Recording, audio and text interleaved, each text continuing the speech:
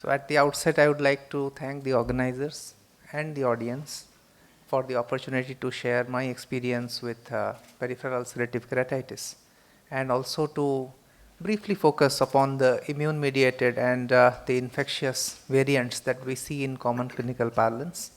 I am Aravind Roy. I am a cornea faculty at KVC campus, LV Prasad, Vijayawada. The entity of peripheral ulcerative keratitis often poses a common dilemma to cornea specialists. More often so when we are in a agrarian based community where infectious scleritis or infectious keratitis is also quite common, and how do we make the distinction between both of these entities. So typically the peripheral ulcerative keratitis is a crescent shaped stromal inflammation, and it involves the juxtalimbal cornea, and there is often an overlying epithelial defect.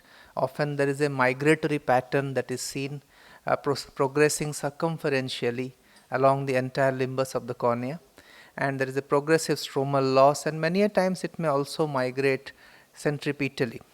The adjacent conjunctiva, sclera and episclera may be inflamed or frankly involved as well, as we will see in some of the clinical cases.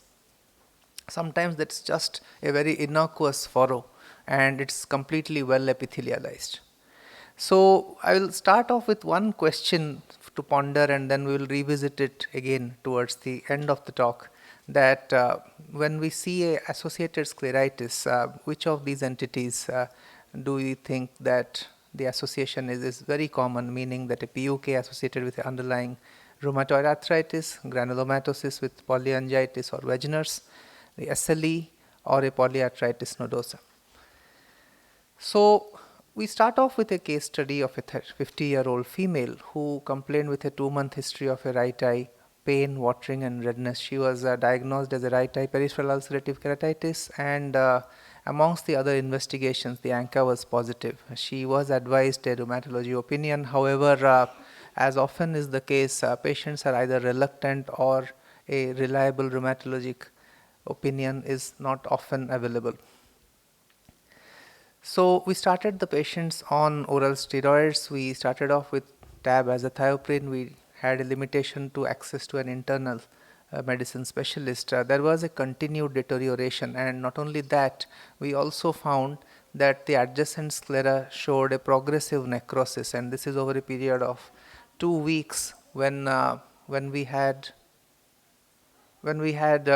a necrosis of the sclera, and it certainly seemed very suspicious. The eye was also getting a little bit shallow, and as you can see, the superior and the inferior cornea had a 360-degree furrow like degeneration.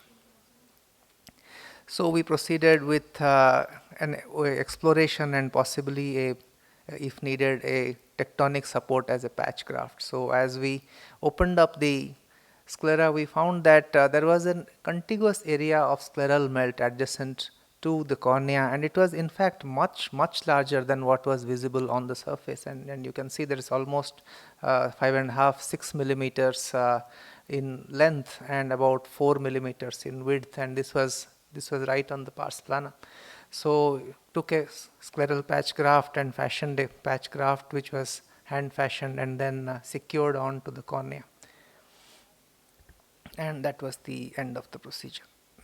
However, there is always a lot of fire under the ashes, and this quite obviously did not help us, because this was the picture after 1 week when it was getting conjunctivalized and there was an overlying scleral melt.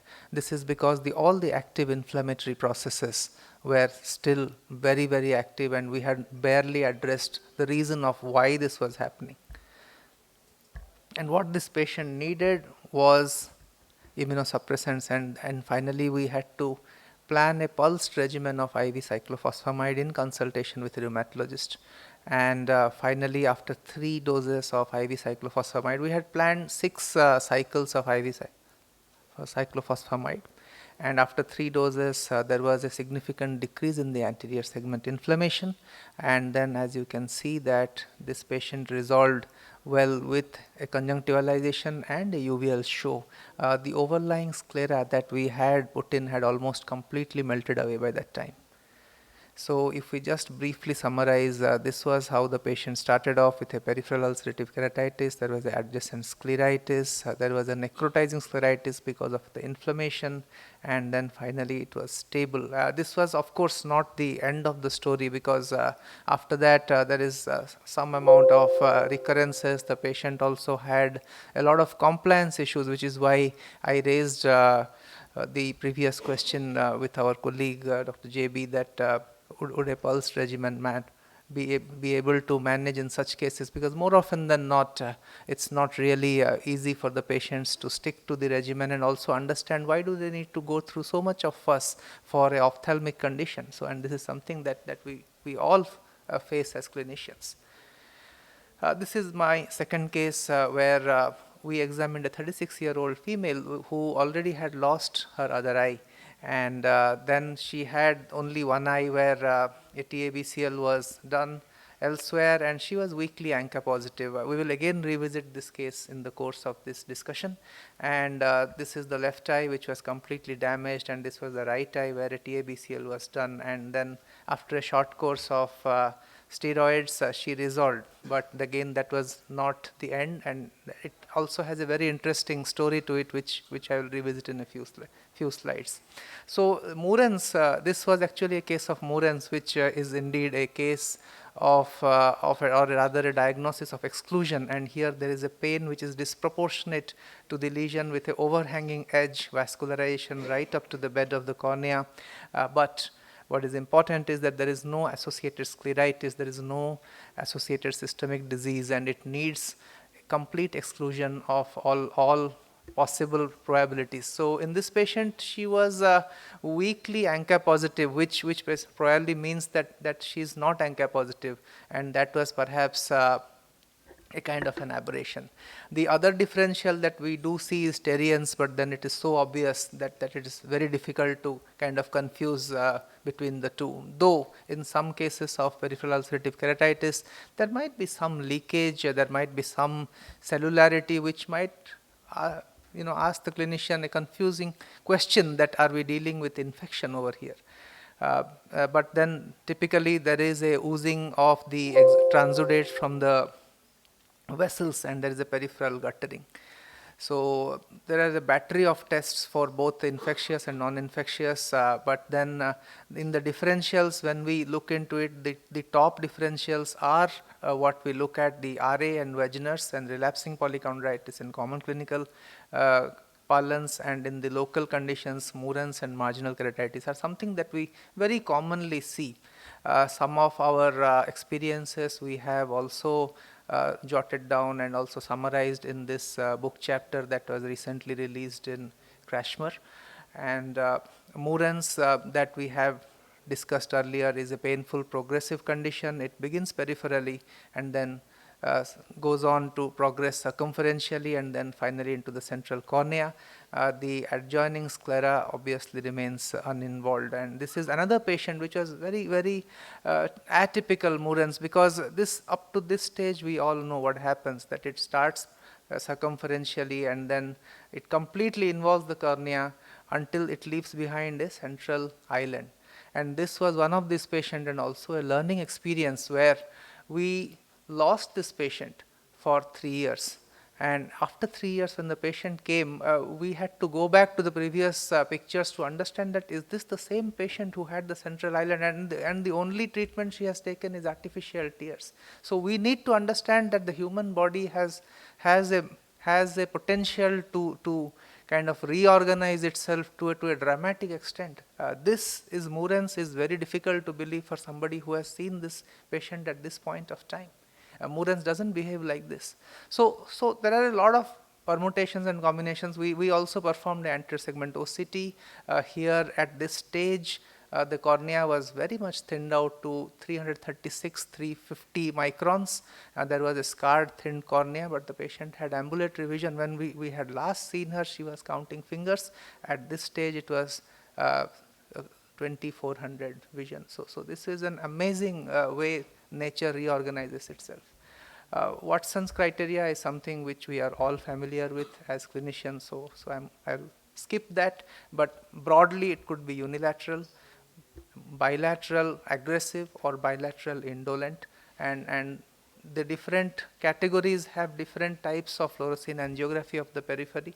Typically the indolent ones, there is no change in the vascular architecture, whereas in the aggressive ones there is a lot of pooling or leaking from the peripheral limbal vasculature. Complete blood tests, and something that we all resort to is the conjunctival resection that we perform here.